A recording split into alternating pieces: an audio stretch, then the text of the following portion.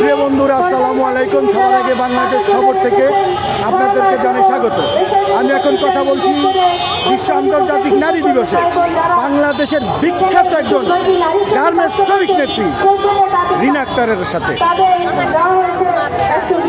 আমার নাম সরি নাজমা আক্তার, নাজমা আপার সাথে কথা বলছি। নাজমা আপা বলেন। নারী শ্রমিকদের জন্য মাতৃত্বকালীন ছুটি নিশ্চিত করতে হবে। আমরা দেখতে পাই দিনে দিনে আমাদের নারীদেরকে যেভাবে করা হচ্ছে, নিচু করা হচ্ছে এবং তাদের নিশ্চয়তা নিরাপত্তা নেই। না আছে সামাজিক নিরাপত্তা, না আছে পারিবারিক নিরাপত্তা, না আছে কর্মক্ষেত্রে নিরাপত্তা। আমরা তাই চাচ্ছি আমাদের নিরাপত্তা নিশ্চিত করতে হবে। বর্তমান নতুন সরকার, নির্বাচিত সরকার এসেছেন এবং দায়িত্ব নিয়েছেন। তাই তার কাছে আমাদের এই মানবাধিকার দাবিগুলি আমরা উপস্থাপনা করলাম।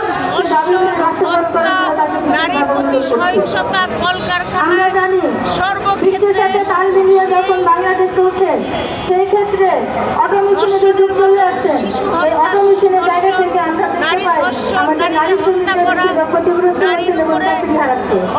আমরা নির্যাতন প্রযুক্তির সাথে এবং বিশ্বের সাথে তাল মিলিয়ে চলতে চাচ্ছি, কিন্তু তার জন্য হলে আজ আমাদের শ্রমিকদের চাকরিচ্যুত হবে এবং তারা চাকরি হারা হবে, বিশেষ করে নারী শ্রমিকদের। আমরা যদি গ্রাম থেকে উঠে এসে চাকরি চালিয়ে দেশের অর্থনৈতিক টাকায় খরচ করতে পারি, তেমনি অটোমেশনের যুগ আসলে আমরা আমাদেরকে যদি চাকরি দেওয়া হয় তাহলে আমরা সেটা করতে পারবো।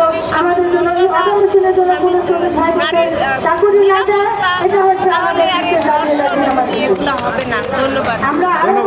প্রিয় বন্ধুরা, আসসালামু আলাইকুম। সবার আগে বাংলাদেশ খবর থেকে আপনাদেরকে জানাই স্বাগত।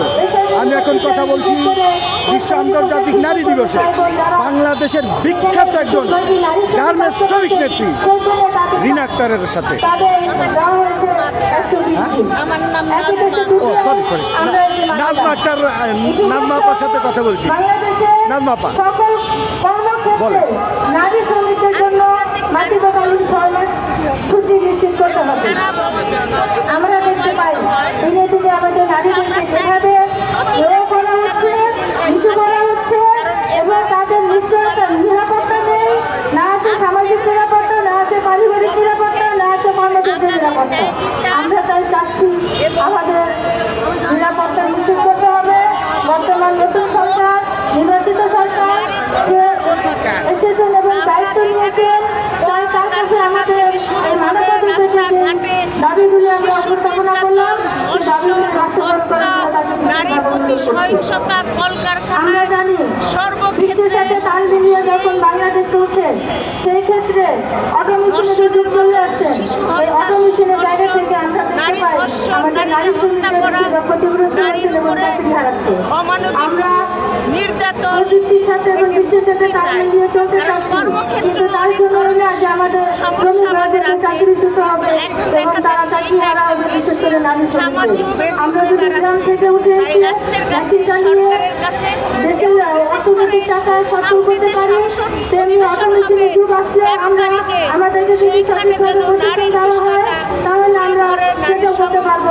আমাদের জন্য এই অটোমেশনের জন্য কোনো শ্রমিক ভাইদের চাকরি না দেয়, এটা হচ্ছে আমাদের হবে না। ধন্যবাদ। আমরা